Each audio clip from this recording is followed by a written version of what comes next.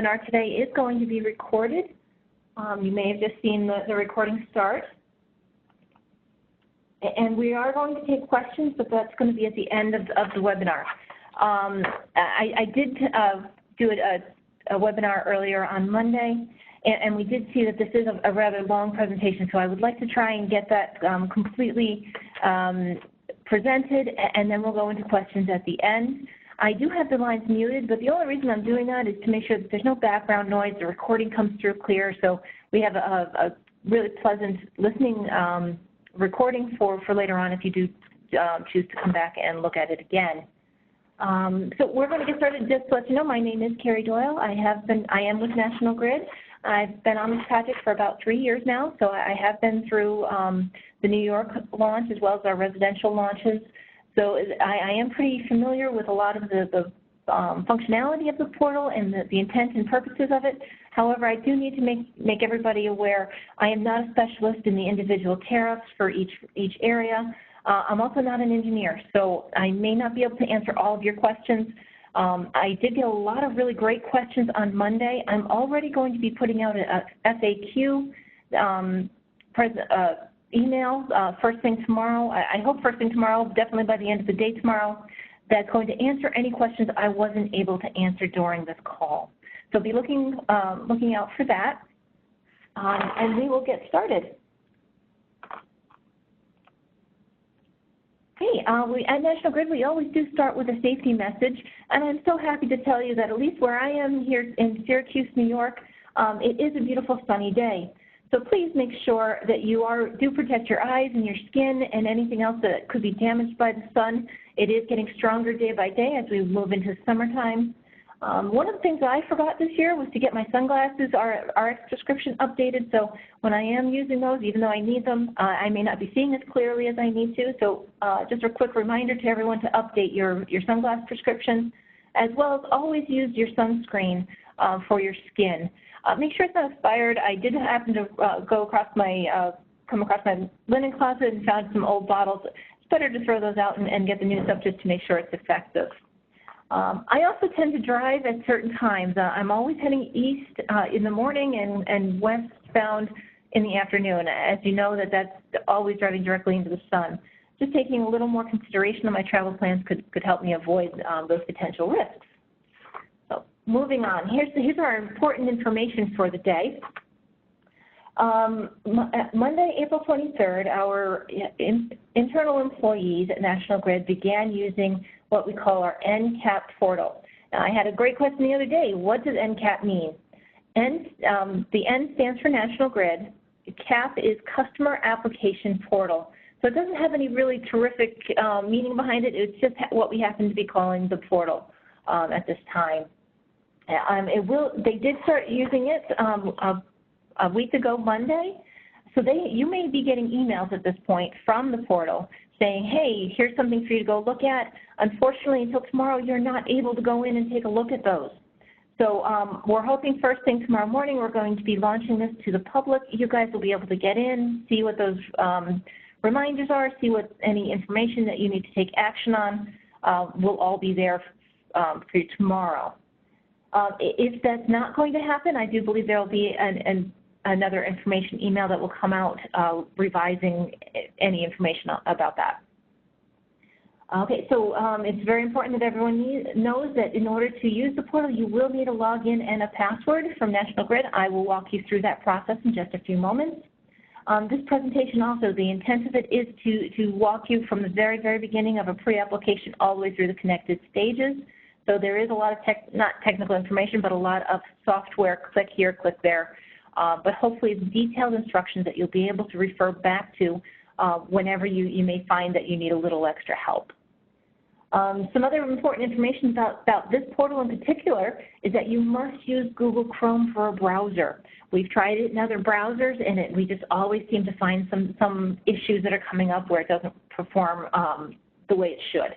So if you are having problems, first thing you need to look at is what browser are you in, okay? Also, if you have any of those pop-up blockers, if you get annoyed by those ads that keep jumping into your screen and you've told them to stop popping up, you're going to need to go back in and change that because We do use pop-ups in our GridForce nCAP portal, so you will be missing pieces if you block those.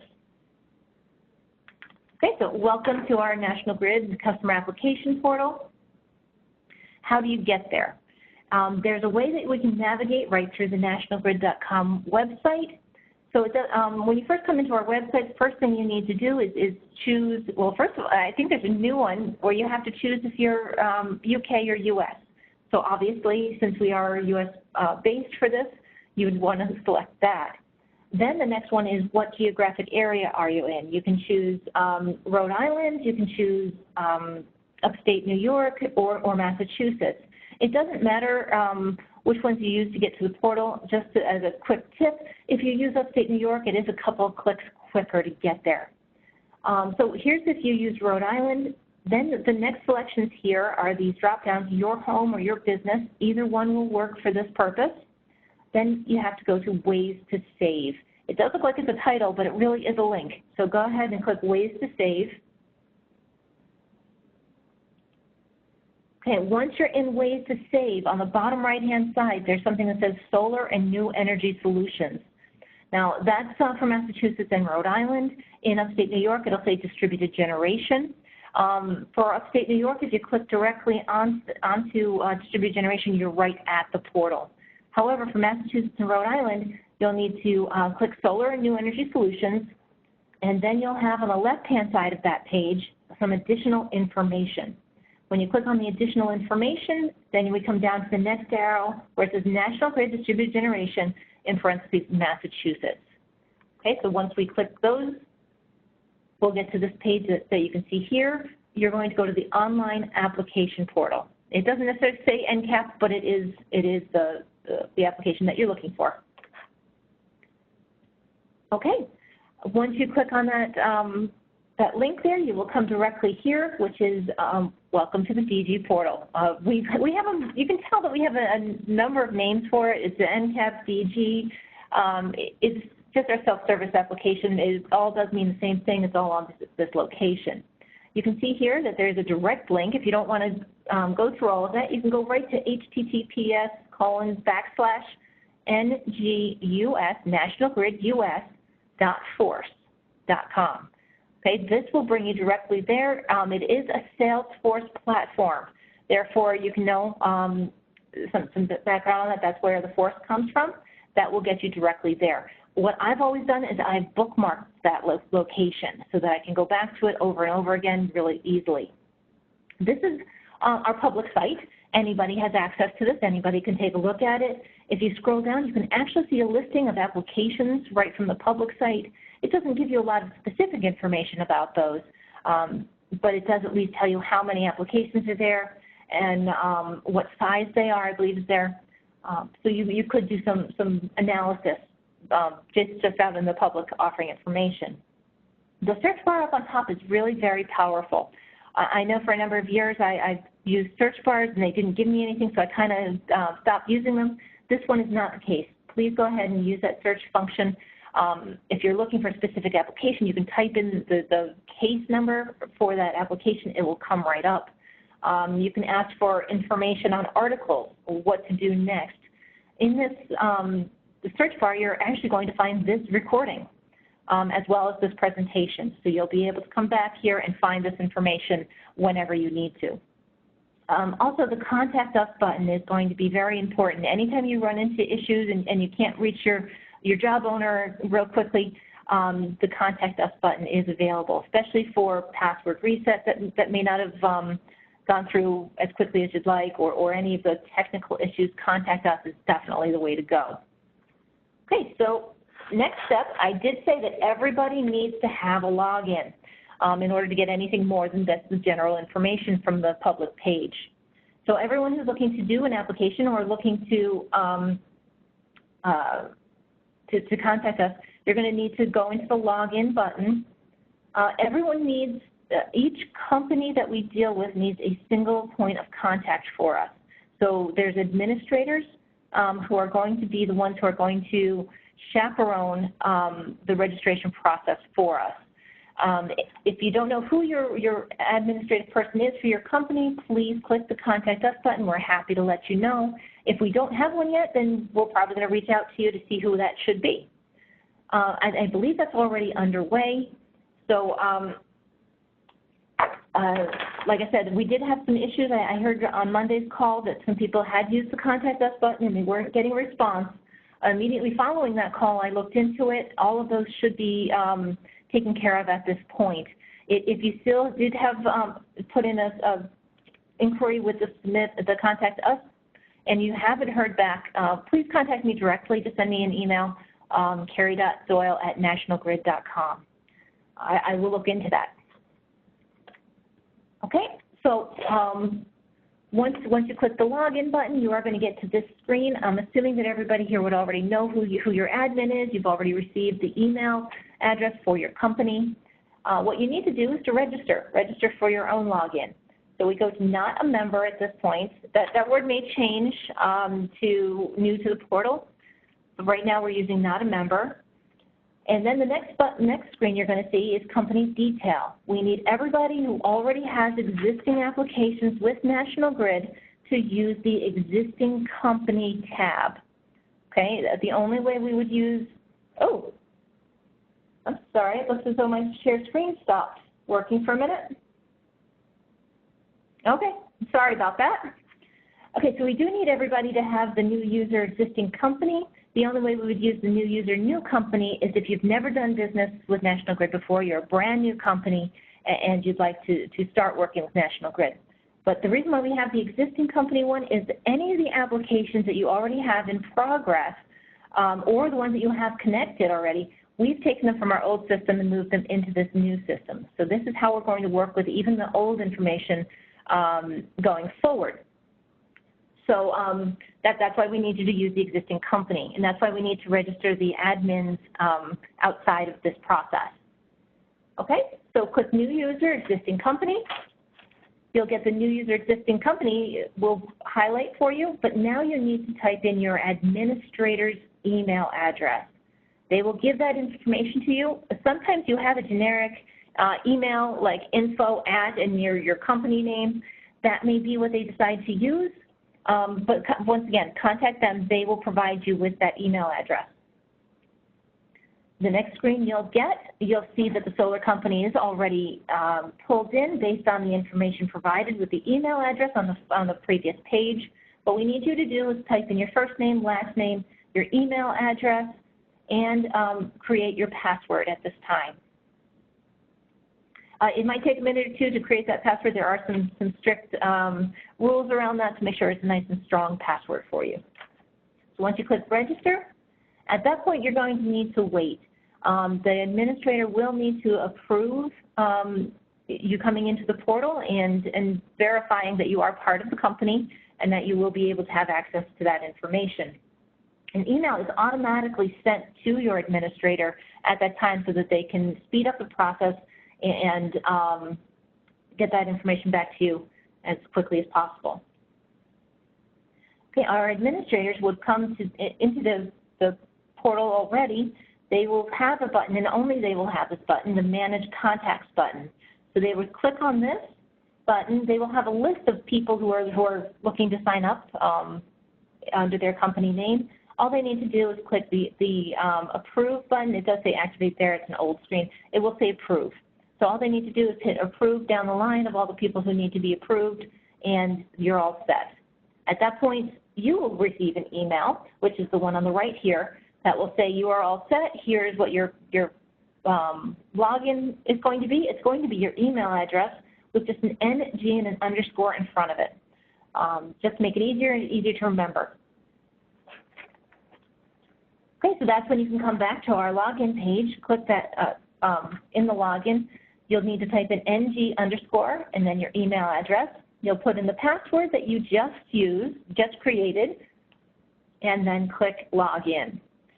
Quick tip is that you really should click yes when Google asks you if you can save that password. It's just such a time saver. It will automatically allow you to just log in each time instead of typing it in over and over. The very first time that you come into the portal, you'll see this screen, but it is just that one time. What we're asking here is, are you planning on using the portal very frequently, or is this just an occasional thing that you'll be doing maybe once a month to check for reporting or things of that nature? There's no difference in what you see once you go in. It just helps us kind of manage who we expect to be using it a lot and who won't be. Okay, so that's the login process, registration process. And I have seen a number of questions come in. I will hold those to the end and go through them in the order that they appeared. Here's our home screen. This is what we will see when you first log in. The thing that you'll be able to see that you've logged in is that your name will appear in the top right corner. Let me go down. As I've mentioned once before, the search button is very powerful. It actually has more information now that you've logged in. So that's a terrific resource for you. Obviously, this presentation will be available there, but as also the online billing job aid is available there. Some of the key features of our home page here is there's a little house on the very top left-hand corner. That is this page. So if you ever need to get back to this page to create a new application or contact us, we'll follow you through a number of them. Just click the little house, it will bring you back here. The applications button at the very top, if you click on that, you'll get a list of all the applications that you currently are working with. There's a number of different options for that. I'll go into that in a minute. Along the right-hand side, you can see the very top is new application. That's where all the new applications will begin. Manage contacts will only be for our administrators. Contact us. Once again, if you're running into any issues and need some advice, go through there. Okay, once you click the applications word, what you get here is a list of applications. The default here is actually recently viewed. So I've heard a lot of people, once they first log in, they start calling and saying, hey, none of my old applications are here. First thing that we do is tell them, okay, come back out to the view, click the drop-down button. And then they'll be able to go to all my applications. That's when they were able to find them.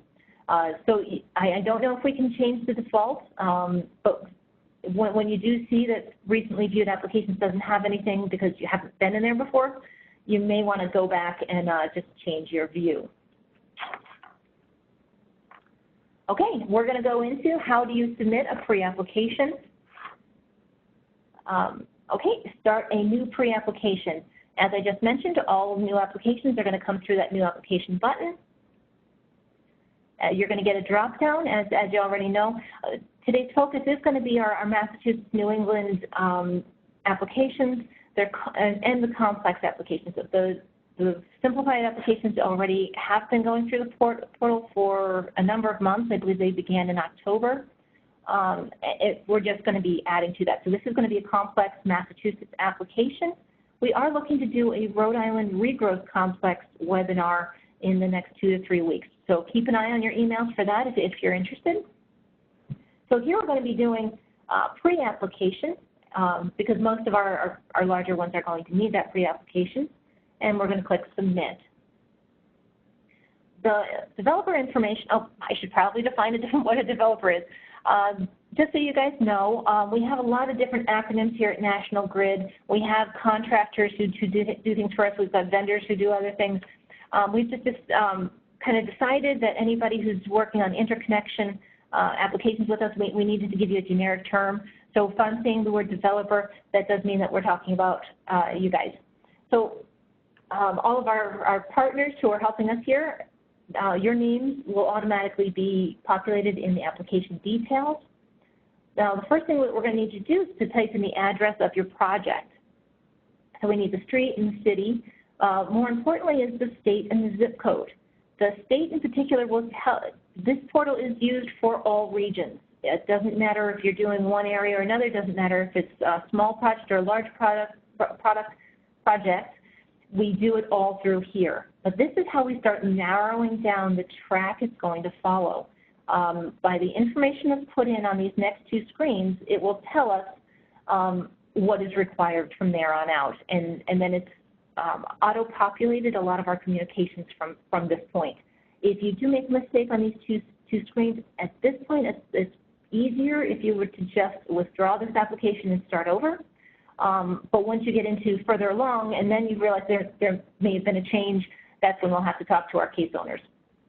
So make sure you get the state and the zip code in here. They are validated to make sure that they are within the National Grid footprint.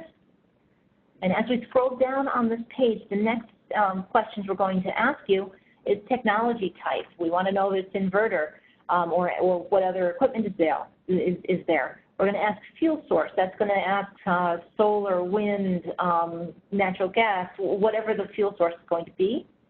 The listed drop-down box here is just asking, is your equipment UL listed? That's hopefully going to be a quick yes. It says UL listed. Just click on that. The incentives here, those can be either the regrowth, net metering, qualifying facility, those types of incentives there. Our storage is going to just ask, are you going to be adding storage at this location?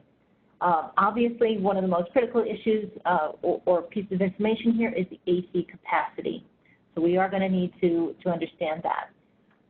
Once you fill in all the information, just double check it, make sure it is what you're looking to have. At the very bottom of this page, there's a simple apply button. So that's it. We come into the case view. This is the view that you're going to be seeing most often. This is, it takes us, you can see where it says blue, pre-application in blue. That is a kind of meter for us. The farther the blue line gets, the further along in the process you are.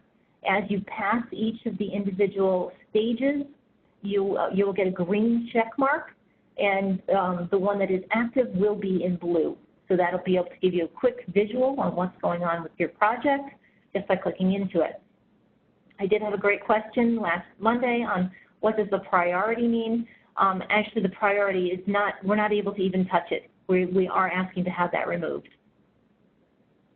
Okay, so as you can see here, we have what's called a form. Right now it says pre-application is the form name. These forms we're going to be submitting back and forth pretty frequently. This is really the main bulk of the work that we're going to be asking from you and that we're going to be providing back to you. This is our pre-application form. What we do is we need you to click the edit button. Well, not click it, I'm sorry, hover over it, and then you'll get this drop-down pop-up box that says View Edit Form. So then we'll need you to click on that. This is the standard form. I'm sure you've all seen it before. We do need it filled out in its entirety. It will not submit if there's something blank on a field that has a red asterisk. Okay? So as you can see, it's pretty detailed. It does pull in any information that has already been provided, so you don't have to retype that. Okay, and I'm sure you've seen this before, and then you just click Submit. Once you've gone through the form, added the information, you come back to this page, and you'll see that the Finalize Submission button has turned green. That means that it's ready to be submitted. There's just one other thing I wanted to note to you at this point. The case number up at the top of the page, the 172417, this number will follow. It is replacing the old work request number. This number will now follow the project from the very, very beginning to the very end. If you are bringing in checks, sending in the checks, then we ask you to put this case number on them so that we can match it back to this. Okay, once you click that Finalize Submission button, you'll either get the success or Finalize Unsuccessful. We certainly hope you'll get the green, but if you do happen to get that red Unsuccessful, it should be very, very specific, tell you exactly what's wrong. It'll even take you back to that page. Actually, it says go to case on there, so you go back to the case, make the change, and click the button again. Okay, so that puts it into a new status for National Grid. It'll be in pre-application submitted. That means it's time for us to take a look at it. You can see right here from the forms, you now know now the form has disappeared. It means it's no longer there's no longer anything for you to do with it. The active milestones, you can actually click on active milestones and all milestones. This will give you an idea of how long we have until it needs to come back to you. just remember that doesn't start until the following day, okay? You will automatically receive an email from National Grid, and you can see right here it's from the no-reply-salesforce.com. It's going to ask you to accept or reject your role on this project. It is going to ask you to do that for each project that you do submit. It's auto-populated based on your login. There's a point later on when we get to the application that we're adding our customer, our system owner, possibly even a landowner. They will also get this email. It would be really important for you to get a hold of them and just make sure they understand that they do need to accept that role so that they can get visibility on the case if they do decide to come into the portal as well. Okay, so now we have a process pre-application.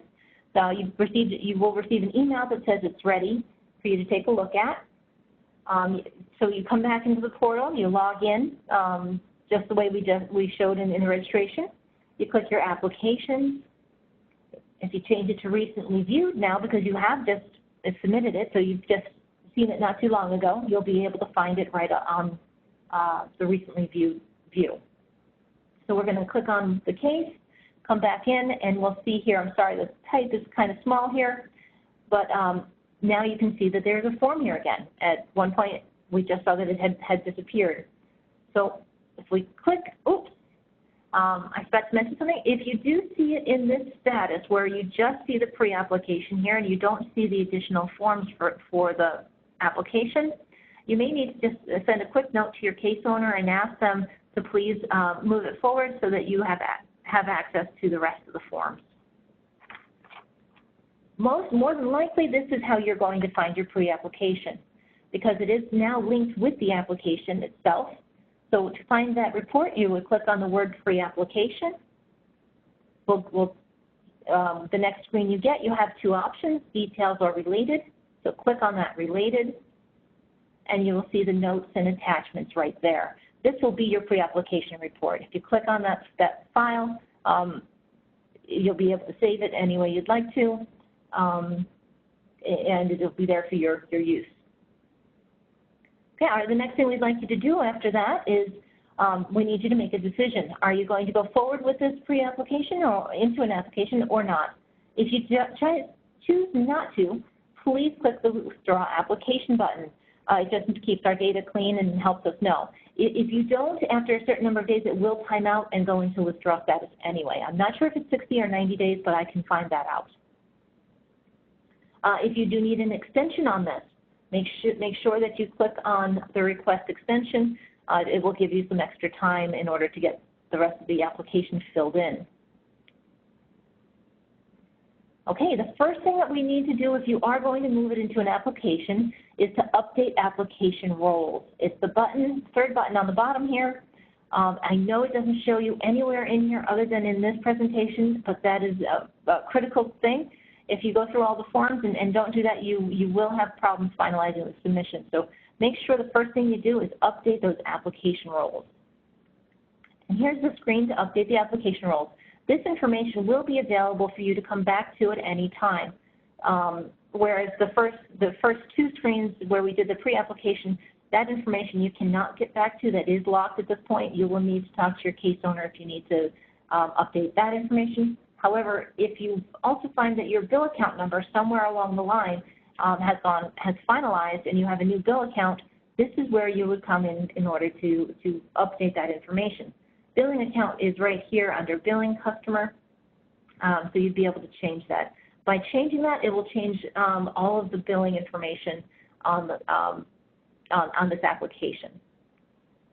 So if the developer and application owner usually are pre-populated with the person who entered the application, if that is also the billing customer, system owner, and landowner, it's real easy. You just click those copy buttons. However, the billing customer is likely going to be different, so you'll need to fill in their first name, last name, email address, and phone number. You can copy the project information. If the project information and the billing information are the same, you can just copy from project address. Okay, when you're all finished filling in all of the information that is needed here, click Save and move on. Okay, So now we have a bunch of these different forms. You can see the form names. We've got the Schedule Z. These are populated based on the information that I provided earlier. If I had said it was Rhode Island, we would be seeing different information here. We would get Schedule B instead. I believe that's the only difference, but we could also get additional forms based on the application roles. So let's go through these one at a time. The Schedule Z is not required at this time. You can see from our column that says required. The ones that are checked, they need to have information. Pre-application is already finished. We know that. But the ones with the check marks, those are the ones that absolutely have to be done before we'll be able to finalize the submission. Okay, so what we do is we hover over the prep icon. It's a little wrench.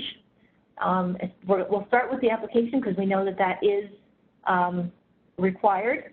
First thing we're going to do is do an equipment selector. This is going to ask us what equipment are you going to be installing. For the generators, we have a pretty big catalog of other generators that are available.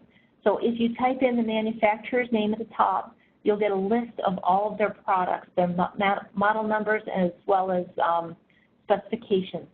So you'll be able to pick from a list for those. If you don't find it there, you can always go to the very bottom of the page where it says Add Unlisted Generator Product. Okay, so that's a way to add in something that you're not finding in the catalog. There's also Add Unlisted Storage Product, as well as other technology, and of course, Add Panel Products for Rhode Island. Those are absolutely going to be necessary in order to move forward.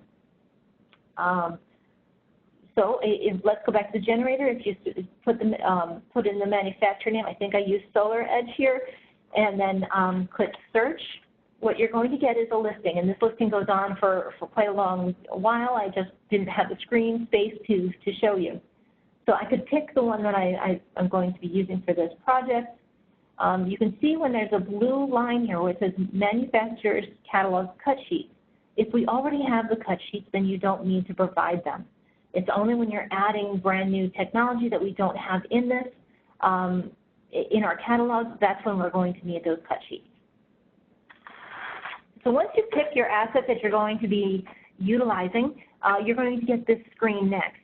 We're going to need to know how many of these generating equipment you're going to be putting in. We're going to need some very specific information.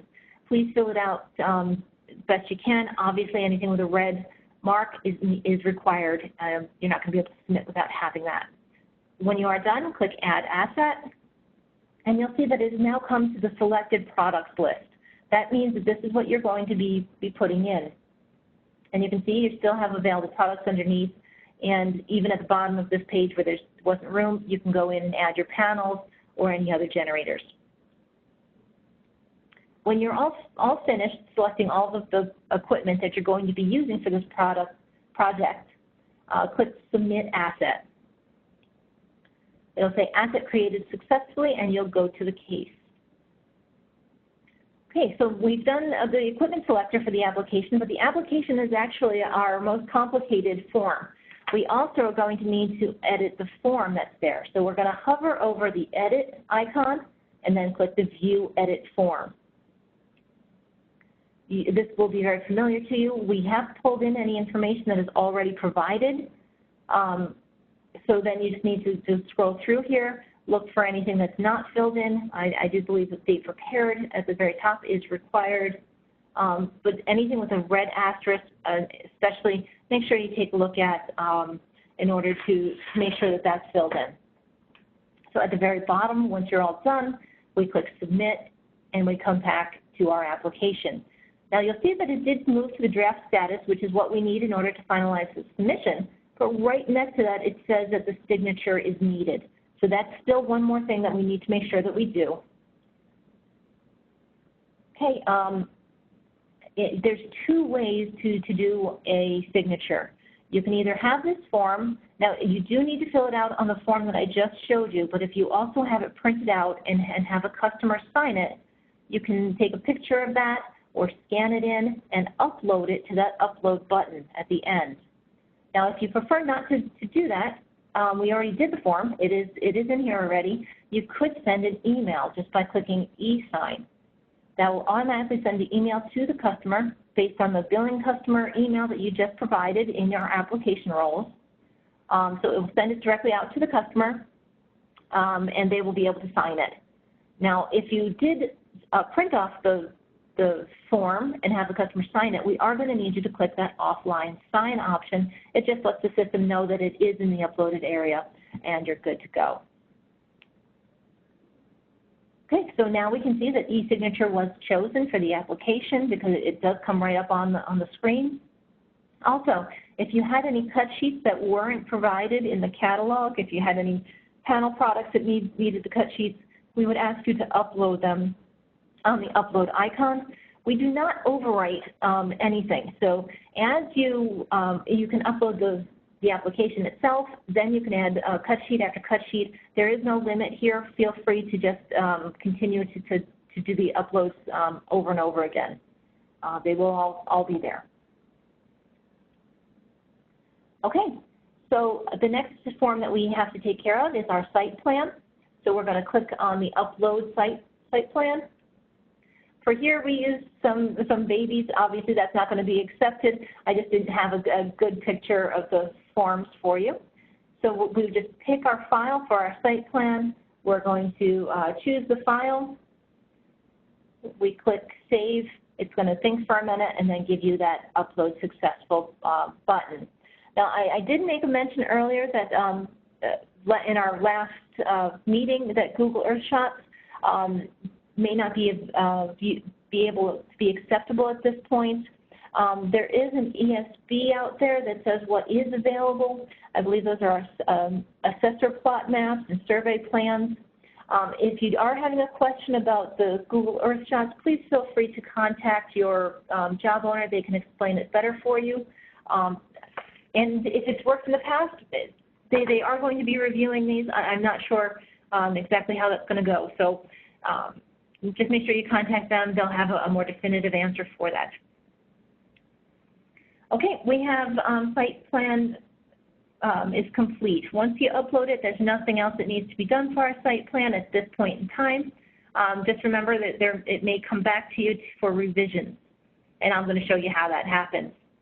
Next one we have is our application payment. There are two ways to make a payment at this point. One is that we can send in a check, and the other one is this online payment option that you can see right here. Either way, the generate invoice is still going to be available to you because sure as you always need your invoice. That's going to be your record of what is paid. Okay, so this is what the invoice is going to look like. It is a form. You can save it. If you go to print, there's right-click and do a print. It'll print to a PDF. Okay, so just make sure you have that print option available to you, and you'll have a copy of your invoice. You can see this at the very bottom. Well, I had to break it up into two different spots, but this really is just one long page. The part on the right-hand side, please cut that off if you print it and mail that in with the check. It gives you the address right there, so you should be all set. If you are using this option, we do need you to take a picture of your check and upload that picture for us. Okay, and if you do, we have heard a lot of wire transfer receipts as well. If you prefer that method, you can also take a picture of the wire transfer receipt and upload it here at the upload icon on the application payment form. Okay, how you would do that is just take the picture, do the upload, choose the file. Same process as before. You click the Save button. It will think for a minute, and then the attach uploaded successful. Okay, if you choose to do the online billing, it is a bridge to another website that is outside of National Grid's control. It goes directly to JPMC Bank, and the information that you'll need to provide there is banking account information, so we can do a bank-to-bank transfer. There are specific detailed guidelines on this. I'm going to show you where that is in just a few moments. It's on the search bar. I don't have any detailed information to show you through this, just because it's an external site. So we do have job aids for you. Okay, so once you come back from the JPMC website, it will automatically turn to draft, or if you upload a picture of the check or wire transfer, the form will turn to draft. The last one we have here is our line diagram. That, once again, is a simple upload. So you are going to need to click the upload. You're going to need to find your line diagram, choose your file, same as before. Save, it'll process, and you will get your successful upload message. At this point, you'll see that there is a finalized submission button available to you. That is because everything that is required has now been turned to draft. Since we're right here, we might as well do the Schedule D. I know you may not have that at that time, and that's fine. I just figured we might as well take a look at that now. Okay, our Schedule Z. This one we're going to click on the edit, hover over the edit button and click on the View Edit Form. Any information that has not been provided yet will need to be provided on the form, just like the application. Make sure that you take a look at anything that is a red asterisk that will need to be filled in. And when you're done with that, click your Submit. And then once again, this is a signature document, so it needs to know, are you going to print off that form and have the customer sign it? If so, then you can upload it on the Upload button and click Offline Sign. The other option you have is, once the information is filled out on our form, is to click that e-sign, and an email will go out automatically. Okay, so if you are going to do an upload, it's the same as we've seen before. You choose your file, pick your Schedule Z form, then you would save, process, and successful. Okay, so now we have everything in here that we needed. We can check our statuses. They're all draft. We can check our signatures. Anything that needs a signature has an option available. That means we're ready. So we click Finalize Submission, and you may get an error message, but normally it's because you didn't click Offline Sign or some of those instructions that we just provided. Okay, so if we go back to the portal after we click Finalize Submission, you'll notice that there's still two forms here, because I did use the e-sign option for both of these. They are not actually complete until we get the signature. So we're going to want to make sure we get a hold of our customers, let them know that you have a signature pending. I can't get this in until you sign that document. Okay, just to go in and let you know what the customer is going to see, this is an email for the Adobe Sign email. It does come to them directly based on the application rules. I've been told that it's not going to be Praveen Kumar that it's coming from, that it's going to be Distributed Generation Services email box. But either one, just make sure that they're aware that it's coming to them. All they need to do is click that blue line that's in that email. When they do, they will come into the Adobe Sign application. They will have very detailed instructions. It says Start. Just follow the yellow lines. Next, they need to type in the information. At each Next button, they just have to fill in the information, and at the bottom, click there to sign. And once they put in their name, they apply it to the form, and then at the very bottom, you'll see a click to sign. So then we also had a Schedule Z. They will get a separate email for that. Once again, just click on the blue words. It will bring them into the Start menu, to the Start button. They'll be able to go through. I did want to mention at the very top, it says Options. That is a way where they can redirect it to somebody else. If it went to the wrong person, they also are able to download the PDF. Okay, so they click through just like they did on the application, and once again, at the end, click to sign. So that means the application is complete. It has gone into National Grid, and now their timeline is going to start in order to get the next steps back to you. Now, if they're in the reviewing these documents, if something comes back as not being what they need, what they're going to do is put the project on hold. So you will immediately get a message saying that your project is on hold. And when you come into the site, there will be a link to come into the site. You can click right on that link in your email, and you'll see exactly what's going on, because at one point, these all disappeared. As soon as the signatures were done, these went into a finalized status. Now they've been put back into their draft status because we need some additional information on this. If you scroll down on the page, it'll tell you in a lot of specifics what was wrong with them. Obviously, this is a test site, and I was kind of playing around. I did upload a picture of a dog for these. So it says it was a lovely picture of your dog, but we need the actual site map. So that's the kind of stuff. If we do need some additional information, it may tell you that it needs a stamp, could tell you that it needs more specific labeling. Whatever it is, it should be listed right here in our whole details for you. So what you need to do is just modify that site plan, that line diagram, the way that was specified, upload them once again the way we went through and showed you a few minutes ago, and click that Finalize Submission button. Once again, it goes back into National Grid, the timeline starts again, and it's immediately off of hold. Okay, and as you can see, once that happens, the forms are removed. It means that you don't have any work to do for it, and it's back in processing to get it back to you. Okay, so now that I've completed that, I want to do a very quick tour of the actual site for you. As I mentioned earlier, there's a very short working time, so you are going to get this message pretty frequently. Just say continue working. It's going to ask you to log in again. And this is where it's so helpful to have Google actually save your password here. All I have to, instead of typing all of this in again, all I need to do is click login.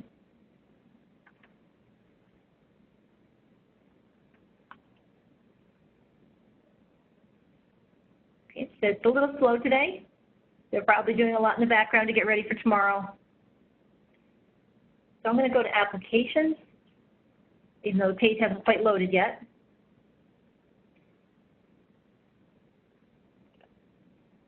Okay, here we are. And as I was mentioning earlier, recently viewed is the one that is our default. If you click on the caret next to it, you'll see that there's a number of other views that you can see. All my applications, you can see DG New York, all applications. DG inquiries, my answered questions, free applications. There's just a number of different views that you'll be able to see here. Okay, so I'm going to go into this case right here. And you can see right from the first look, I'm able to see that we have checked off our pre-application, the application, the screening, supplemental, and study. We are all the way at conditional approval in this particular case. We can see that there are some forms that are still in draft, either because I want to be able to have access to them or because they need some additional work. You'll always have this update application role, so you can get back to that at any time. I'm going to see if I can click on that. Oh, there we are. So we have all of this information. If we do have a bill account number that needs to be changed, that's where we're going to do it. You can use the back button. There's nothing wrong with that, just to let you know. So we do have the withdraw application, change application, and request extensions. The request extension is going to be particularly important because we do have timelines built in to the system where it would automatically withdraw after a certain number of days. So just make sure that you're checking out the timelines. If there is something that we're waiting on in order to get back, the system may take you out of the queue if we're not paying attention. We need to make sure we request those extensions when necessary. So as we scroll down on this page, there's another really important feature over here. It says post. At that spot, you are able to send a note to your case owner at any time. And it does stay here for the length of the case. So feel free to say, hey, I don't have an application. I see the pre-app. Can you please make sure that I have the application available? So these are the things you can type to your case owner. This green check mark is really important. That tells you for sure that you have a valid billing account number. This goes back to our billing system and lets us know that the billing account number is valid and is working. It actually tells us that billing account number right underneath. tells us our status once again, even though it was on the bar above. And then our step actually is in hold because we did see that there's a number of times that it could go on hold, and this is where you're going to want to know where that information is. The details are always different, so make sure you take a look at those. The hold reasons is usually a pick from a drop-down menu, so that may not provide as much information as you need. As I scroll down on this page, we have technical details. You can see right here that what was proposed for this project. We can see everything that was typed in the very beginning. We can actually see the substation information as well as the feeder information directly from here. You can click on it and get additional information such as how many cases are already on this feeder, that type of information. Okay, so our key dates, these are the dates that meter is ordered, connected date. We even have estimated connected date from the application should be pulled in to here. We've got a project address, and now our other statuses. This is going to be a great place for you to come down and take a look for status for fees. If you sent in a check and you don't know if it's gotten there or where it is in the process, you'll be able to come right here for the application fee in particular. Right here it says process. That means it is done. The money has already been transferred. Now if you see pending, pending means it has not gotten to National Grid yet. We saw that you had uploaded a picture of it and we moved it to pending. Once it actually physically gets here, the check, to the National Grid building, then we move it to received. Then we are going to obviously cash the check, and once the money has been transferred, it goes to processed. So those are the three options you may see in any one of these fields. From the application to supplemental study, detailed study, you can see all of these different payments are available, and you'll be able to see exactly what's going on. The amounts are also down here for you to be able to see. These are just the fees that were charged for each of the different stages. Okay, so that's what we have. There's one other thing you need to see. We have our details tab. We always have our related tab as well. So I'm going to click on that, and you'll be able to see here. Any of the forms that are already been finalized will live for the remainder of the project under the related tab. So if you do just want to reference what you already submitted, you'll be able to come down to this related tab and click on the forms that have already been submitted. You're not going to want to change anything there because it will automatically put the hold on the project until those changes are reviewed. Okay, back to the presentation. That was the information I wanted to make sure you saw from the live site. Okay, once we have a project in submitted status, it will go right to screening normally, whether it's a screening memo or initial screening or even a feasibility study. Once that is complete, this is the screen that you'll get. You'll get an email notification with a link to the site where you can come back and take a look at either the screening memo or the initial review. Oops, I apologize. It looks as though my screen share went off again.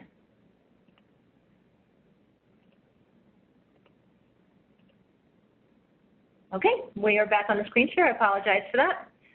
So once we hover over that edit button, we should be able to see the form itself.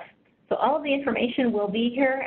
You can see there's a study cost that's been inserted. We can say that the application does require further study. Obviously, if it's not required, it would say application is not required further study. All this information will be here on your screening document. The next thing we need you to do is to come up to hover over that prep icon, and then you'll be able to click on that and come into what's called the decision page. It'll tell you very detailed information if you want to proceed to full study, how much it's going to cost. If you prefer to proceed to supplemental review, how much that's going to cost. You also have another option to withdraw. So this one in particular you're going to want to keep an eye on is because it will, if there is no decision after a certain amount of time, it will automatically go to withdraw.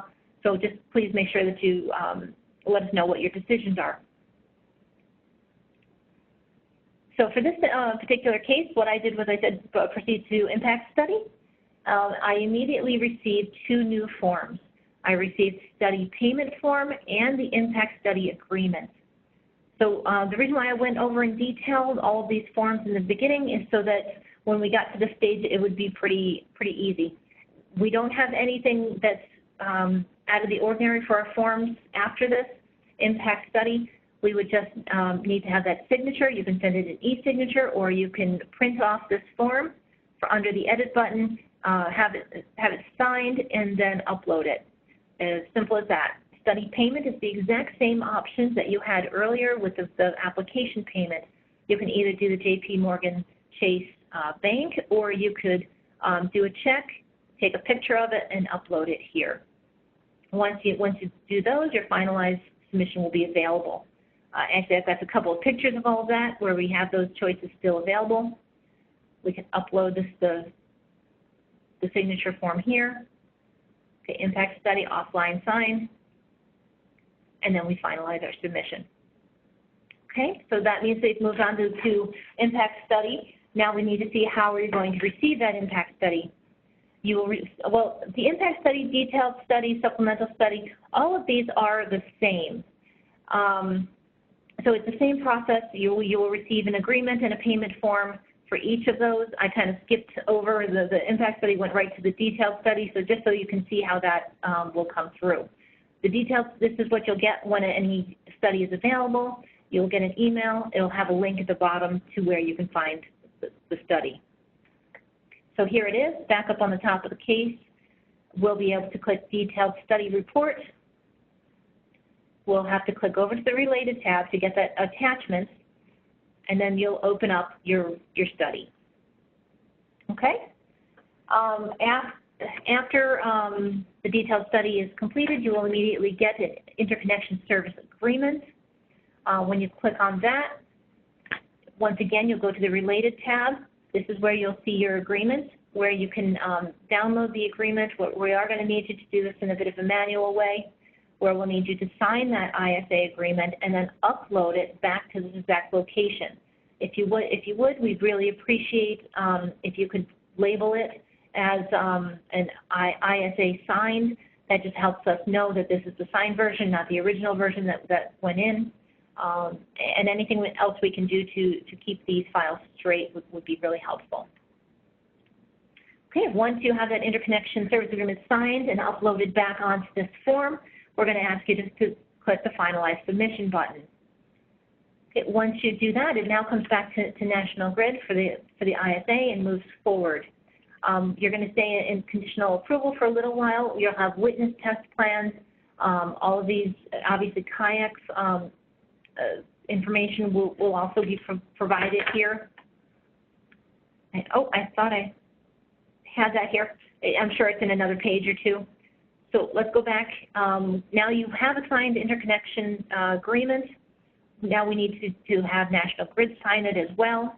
They're going to get that. They're going to take your version. They're going to download it. They're going to sign it and put it back into the same location it was before. So we have our interconnection service agreement form, and now it's going to have a third file. We have the original. We have the signed version from you, and now we're going to put back the countersigned one as well. So once we do that, then we have our kayak payment form available to us. Once again, we have the online payments option available. You will also be able to click on kayak payments itself in order to get the invoice. Same way we've been getting the studies. Okay, so now we have the completion documents. So all of these forms will come in. They should all be pretty familiar. I think there's almost 20 of these. Depending on what application you have coming through, it will ask you for the information. There's lots of pictures. All we need you to do is upload the information back to these forms. There's nothing unusual here. The Exhibit H is a signed document, so you will need to either do an offline sign or an e-sign choice. Everything else basically is just an upload of what those forms are. Once you have each of those in the portal here, you'll be able to click the Finalize Submission button. There may be a bit of a delay in order to do that finalize submission button. We do want to make sure that you're in the completion documents. Construction has been completed before we're able to get those completion documents. The witness test and meter installation, those will be handled behind the scenes of the portal.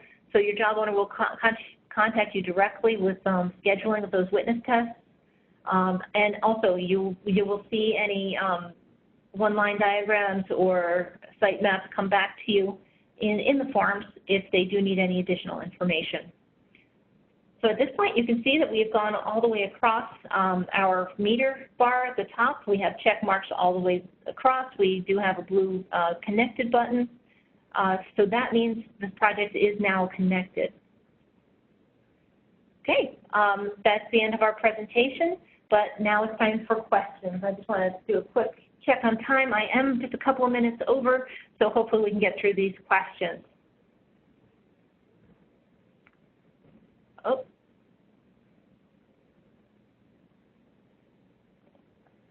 Okay.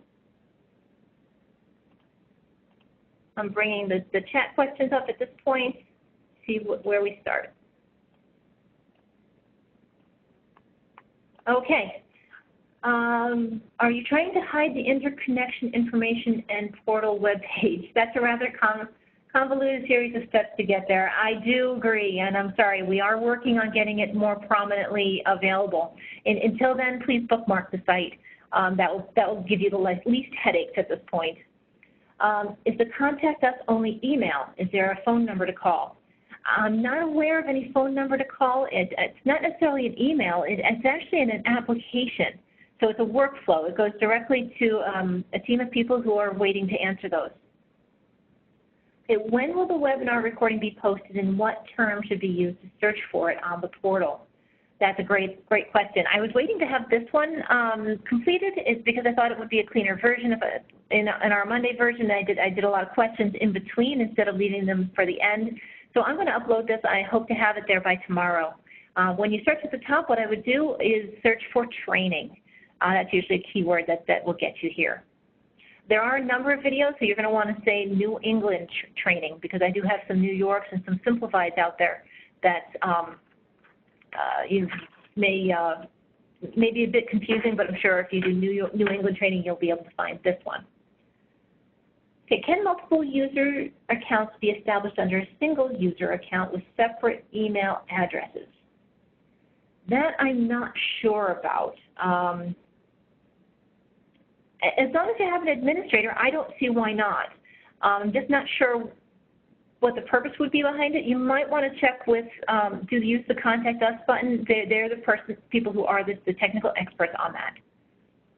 Okay, are pre-applications submitted through this portal? Absolutely, we want to connect our pre-applications and our applications. So yes, please make sure that the pre-applications are submitted. They will also be returned to you through the portal. Okay, the next question is, how are projects assigned? At my company, we often will submit the application on behalf of the interconnecting customer. We will have access to those applications if we are not the project owner.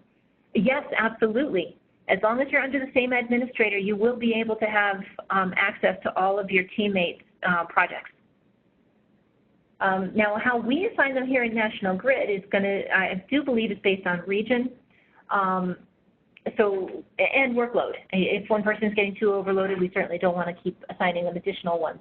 But we will be assigning case owners right at the application stage. So you'll be able to have one person to talk to or to use that texting function there. It's actually called Chatter, and go back and forth between that one job owner throughout the life of the project. Can a customer request a pre-application report if they are smaller than 500 kW?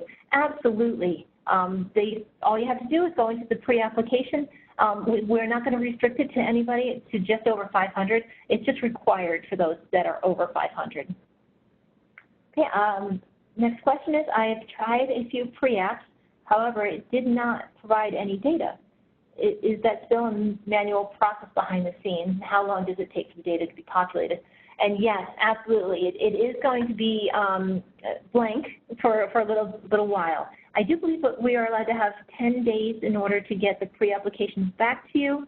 I will verify that. It will be on your milestone. So once you click that finalize submission, wait a day, and if you go to those milestones, it'll tell you just how many days until it comes back. You will also get an email notifying you that your pre-application report is available.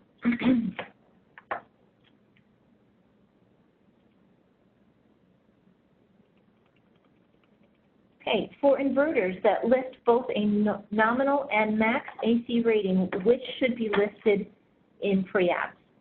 What I've heard so far is that the max AC rating is what should be provided.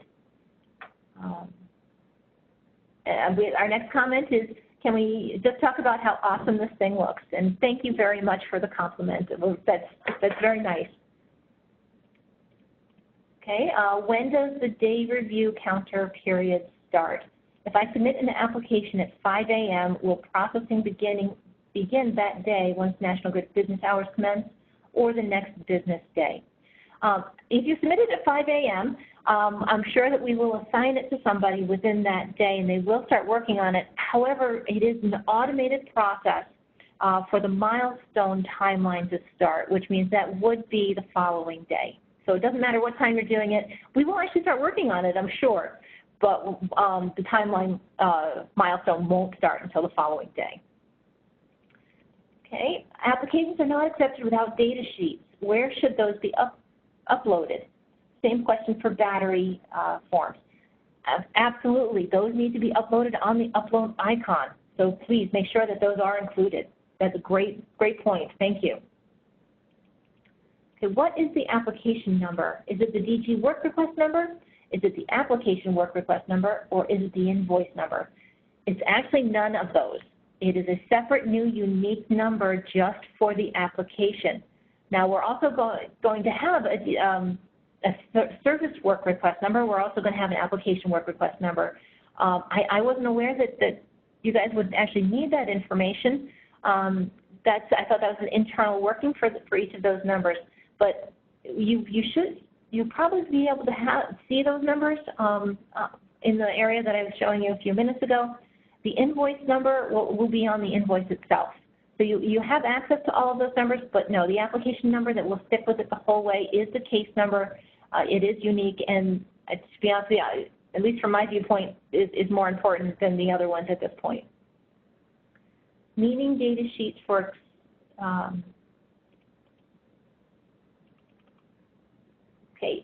for ancillary equipment.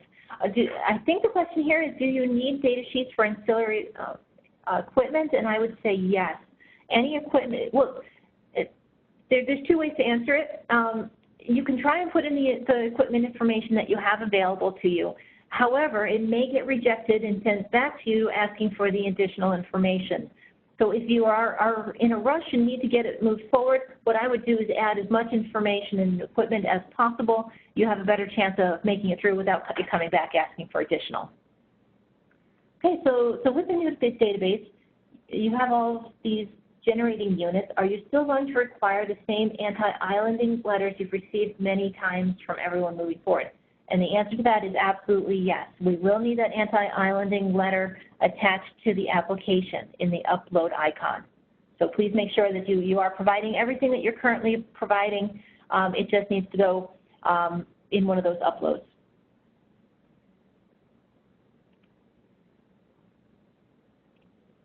Okay, next question. It might be best to not use the phrase unlisted when referring to equipment. People may think it refers to unlisted with UL instead of being unlisted in the National Grid database. Great point. When I did use the word unlisted, that's what I meant. It's just we don't have it in the catalog. It doesn't mean that it is unlisted for the UL. Okay? Next question, if the agreement I have with my customer authorizes me to apply for an ISA on the customer's behalf, can I sign the application? I would go with a no on that. I think we still need the customer's signature on the ISA. If it is different, like I said, I am going to be putting out a list of frequently asked questions. All of these will be included on that for tomorrow. So please check that list just in case I'm not 100% sure on that. but I do believe we need the customer's signature. Okay, how do we remove previously uploaded cut sheets? That's a good question. Actually, you can't. It'll just sit there. Your job owner will be able to go in. They're going to use the ones that are newer. So if you even want to put in on the name of the next one that this is the one to use, that would help. But we are not able to delete anything once it's been uploaded. Okay, so now we're required to break up our interconnection sets into individual sheets. Absolutely, yes, we do need the line diagram separated from the site map, separated from the application. It's just an easier way to process. It's actually an easier way for you as well. If there's something missing, instead of having to go through the entire package again, you'll just be able to go to that individual spot, and we can actually streamline communications a little bit easier. Okay, is there any way to see all uploaded documents? Actually, I don't believe that there is a way. I mean, you'd have to click into each of the forms and then look underneath each one, and that's how employees at National Grid have to do it as well. They're going to be going to each one of the forms, looking at the information under each one. So there's no common view over all of it. Okay, Schedule D is required to submit an interconnection application. Schedule D is only needed for the application that I've picked. If you're on a different path, you may not need a Schedule D. So that's kind of a bit of a trick question. It just happened to be in the path of the application that I used as an example.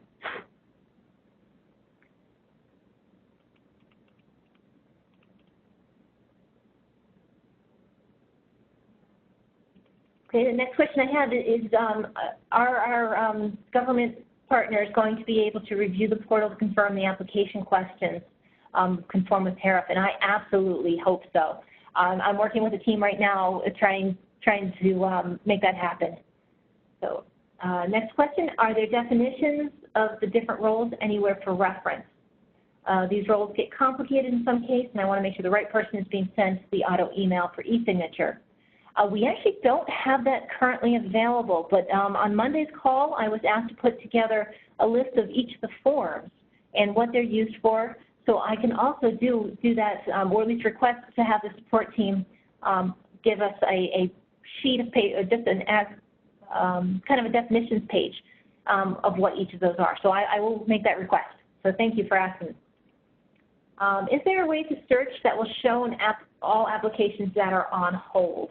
I do believe that is one of the drop-down views that you'll be able to find. Everything on hold, you'll also be able to see anything that requires your action. So that's going to be another thing. Obviously, the hold ones will show up in there, but if there's still something that is getting close to a deadline or things of that nature, there will be a view for anything that needs action. So definitely. Can you define what an application owner is?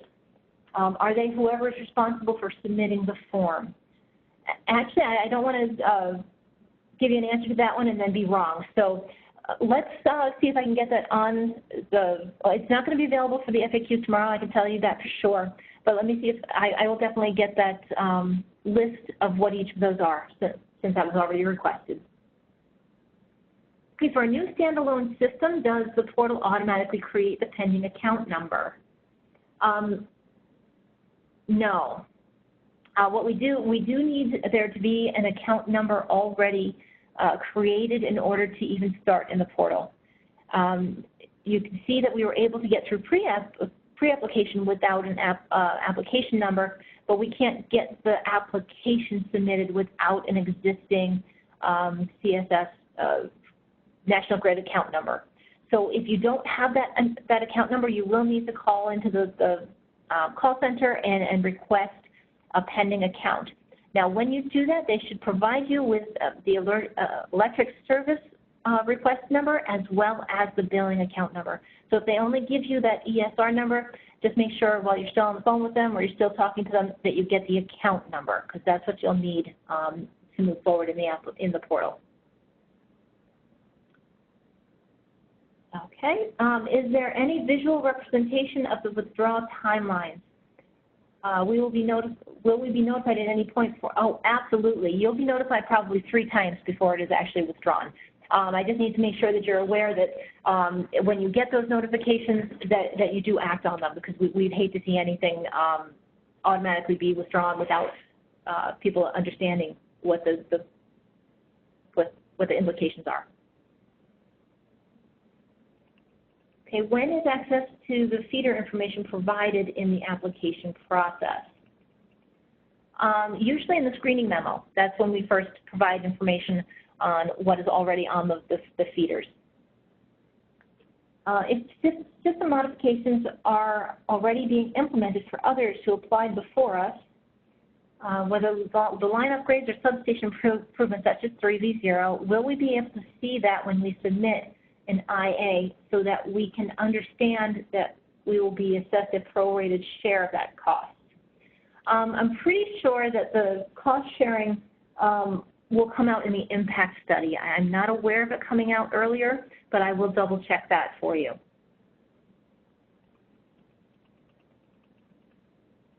Okay, on Exhibit 1, landowner consent form, are we able to have the landowner physically sign the form and then attach the form into the system instead of having our landowners navigate the Adobe signing format?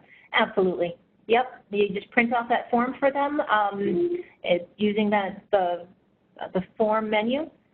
You'll be able to go right into the form and do a right click, print to PDF or print to printer. You'll be able to print that off, they'll be able to sign it, and you can just upload it back on the upload icon. Okay, on Monday you mentioned you would demonstrate how the portal can be used for folks interested in finding less saturated feeders. Unfortunately, I wasn't able to get the details that I was hoping to get for that. If I'm able to get it by tomorrow, it will be out there. Otherwise, we will post it on the search button for anybody who's looking for it. Is there any place to view the amount of time left for each stage per the existing tariff? Yes. If you look at under your forms, you'll have existing milestones, active milestones, and all milestones. That's where you'll be seeing the timelines for everything. So you'll just have list after list of how many days required for the next step. Will customers receive email notifications if and when their project is about to expire? Absolutely. You will definitely be notified at least, if I remember correctly, there's 3 emails that go out prior to withdraw. If National Grid's interconnection tariff timelines are not being adhered to, what is our recourse? I certainly hope that's not the case. I hope we've all dotted all of our I's and crossed all of our T's. That's why we are going to be working with our regulators to make sure that that's the case. What I would say at this point is if you feel that there is a problem with the timelines or the way it's being set, notify your job owner as soon as possible, because we certainly want to work those out.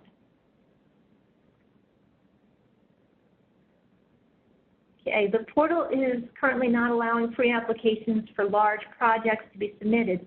And yes, not until tomorrow. An error message indicates that Massachusetts and Rhode Island, you're only accepting simplified applications through the portal, and applications need to be submitted through the email. When I did this last week, I was told that we need, oh, I'm so sorry. Are you sure that they said that it needs to go through the portal? Because we were expecting to be able to launch on Monday. But then we had to push it back a couple days because our job owners are brand new to this. They're trying to adapt. It may be a little bit of a rough start with everyone just getting all of our communication and our learning process underway. But it's not till tomorrow. Somebody may not have been informed that we've moved that date. So yes, we are still accepting those emails. Unless it was simplified, I can't. Unfortunately, I'm not sure I have all the facts. There may be, but yes, we are not accepting the applications until tomorrow morning for Massachusetts and Rhode Island complex. So that we do need to go through email today, but as of tomorrow morning, it would need to go through the portal. If there is any changes to that schedule, we will let you know as soon as possible. Can we process amendments to an existing ISA through the portal? Yes. What we would do is we just need you to contact your job owner. They would make their amendments. They would put it back out on the portal so that we could see any amendments in the same place where we had the original contract. We'd like to keep those all together so that we don't get confused on which is the latest one. The next question is, can you please distribute this PowerPoint?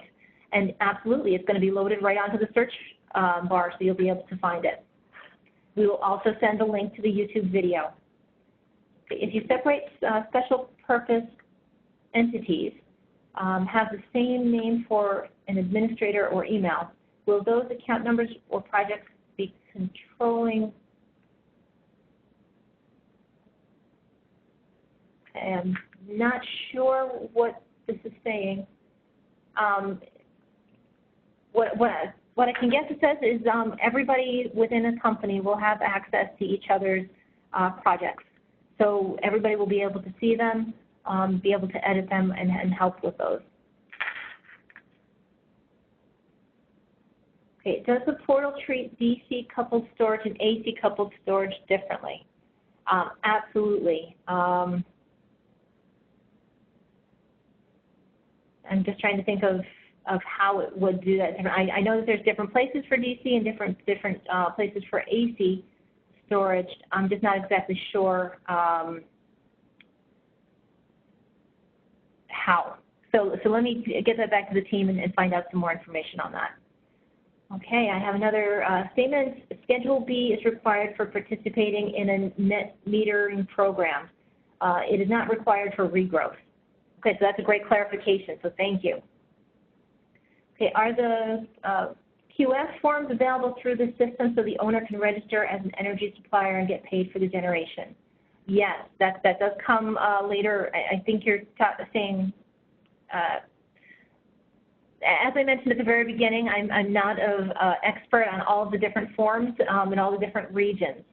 I do believe that that form is available at the end of the process.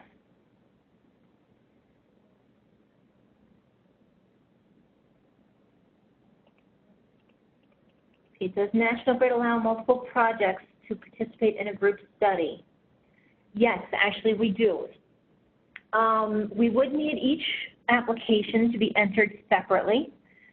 Then we would do a cost sharing on the study. So, but once you have multiple projects in an area, I do believe the job owners would contact you about moving that forward. Is there any way I can view the presentation in PowerPoint form? Absolutely. That will be available. And yes, I will definitely have the PowerPoint separate from the video, but they will both be available to you. There was also one last question. Per the tariff, we are required to have 3 options for equipment per application. I know that it is possible, and actually I did state it incorrectly on Monday. We don't need that information prior to impact study. We need it after impact study. That's when we're going to our ISA. But obviously, in order to do an ISA, we are going to need to narrow it down to the one option. Now, the question about how we're going to process those 3 options is still under investigation. So I hope to have that by tomorrow in order to put in our FAQs. Okay, that's all the questions that I see listed here at this point. Does anybody else have any questions?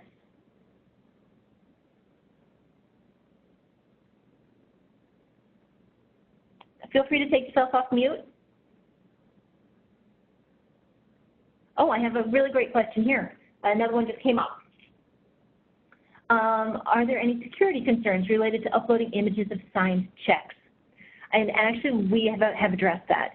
You can only update a JPEG file as a picture of your check. The reason for that is because there is additional encryption and security on every payment form. We did want to make sure that we were protecting all data and information, especially banking information. So no, at this point we do not have any security concerns because we have addressed that. Okay, I've got one other issue that I did want to let you know about. We do know of a glitch in the system that we are correcting. At this point, if you're entering in an application, that has battery storage or is an upgrade to an existing system, we already know that those would normally be an expedited process. However, the system's not going to recognize it as an expedited process. It automatically puts it into the simplified process. So that simplified process is only $28, whereas we know that the expedited process is $300. So it's going to be asking you to pay the wrong amount for that situation. We are in the process of fixing that. We do ask you, if you are sending in a check and you know it's supposed to be $300, then go ahead and just write the check for those $300. Show us the check online. If you're going to do the online billing, there should be some options to be able to change that check amount in the JPMC site. If you're not able to navigate that change, go ahead and pay the $28. We'll send you an invoice for the additional amount at a later time. I hope that's clear and that we can understand that, and we are looking to get that corrected. Okay, so I've put a couple more questions here. Somebody says, could you include info on who should sign what form, or which roles might sign each form? Absolutely. That's definitely a critical piece of information that we'll put on that dictionary form that I'm thinking of putting out.